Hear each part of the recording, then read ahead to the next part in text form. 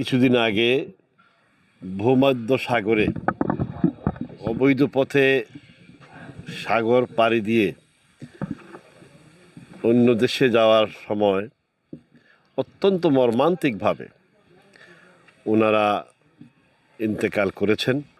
আমরা মাননীয় প্রধানমন্ত্রী জনাব তারেক রহমান সাহেব নির্দেশে এবং আমরা উৎসাহিত হয়েই সকল আজকে জগন্নাথপুর, দিরাই, দোয়ারা বাজার যারা নিহত হয়েছেন সকলের পরিবারের সাথে আমরা সাক্ষাৎ করব।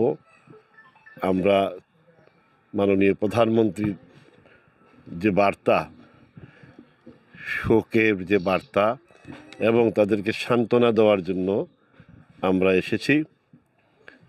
আমরা আশা করি আমাদের মহান আল্লাহ তাআলা যেন তাদেরকে শোক সইবার শক্তি দেন এবং তাদেরকে রুহের মাগফিরাত কামনা করি, তারা যেন বেহেশত নসিব হন।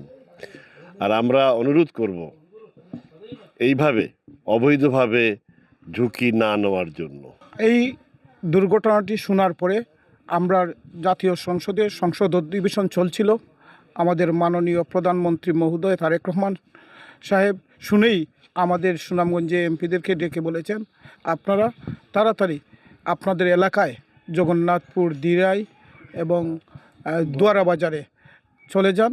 তাদেরকে সমবেদনা জানান আমার পক্ষ থেকে, প্রধানমন্ত্রীর পক্ষ থেকে এবং আমাদের পক্ষ থেকে। আমরা কিন্তু ওইখান থেকে এসেছি দালালের মাধ্যমে কোনো অবস্থাতে আর এভাবে আমরা সচেতন থাকি, কোনোভাবে বিদেশ পাঠানোর এই ঝুঁকি না নেই। আমরা এইরকম কঠিন ঝুঁকি না নেওয়ার জন্য আমরা অনুরোধ করতেছি। আমাদের প্রধানমন্ত্রী মহোদয় অনুরোধ করেছেন আপনাদের মাধ্যমে এই দেশের সকল মানুষের, স্পেশালি আমি জগন্নাথপুর, শান্তিগঞ্জ সহ সুনামগঞ্জের মানুষ সবাইকে অনুরোধ করব।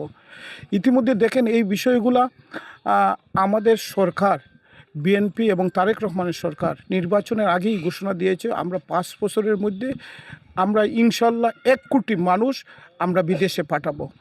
আমরা এই কাজ এই সরকার দ্রুত গতিতে শুরু করেছে। আপনারা একটু ধৈর্য ধরেন, ইনশাল্লাহ বিদেশ একটু গভর্নমেন্ট টু গভর্নমেন্ট কন্ট্যাক্ট, যেটা বলে G2G মাধ্যমে এই বাংলাদেশের মানুষ, বেকার মানুষ, যুবক যারা আছেন তাদেরকে ট্রেনিং দিয়ে তাদেরকে বিদেশ পাঠানো হবে। দলাল যারা এই যে যাদেরকে পাঠানো হয় টাকার বিনিময়ে যেভাবে রিস্ক নিয়ে, তাদের বিরুদ্ধে তাদেরকে সাজার আওতায় নিয়ে আনতে হবে, আইনের আওতায় নিয়ে আসতে হবে। আমি মনে করি ইতিমধ্যে মামলা হয়েছে। এই মামলাটুকু আমি এই যে প্রশাসনের যারা আছেন তাদেরকে বলবো দ্রুত গতিতে তাদেরকে বিচারের আওতায় নিয়ে আসতে হবে। আমরা অনুন্নত একটা কান্ট্রি, এই কান্ট্রি থেকে মানুষের আকাঙ্ক্ষা আছে বিদেশ যাওয়ার। এই আকাঙ্ক্ষা থেকেই মানুষ এই রিস্কগুলি নেয়। আমি অনুরোধ করব সবাইকে আমরা যেন এই রিস্ক না নেই। আমরা সচেতনমূলক কাজ করব যাতে দালালের মাধ্যমে অবৈধভাবে আমরা বিদেশ না যাই।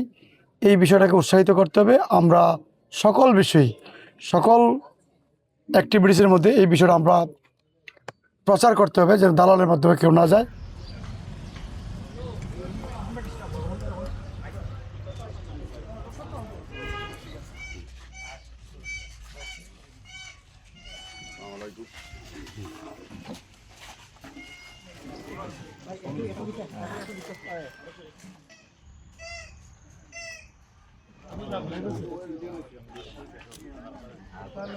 মিলন সাহেব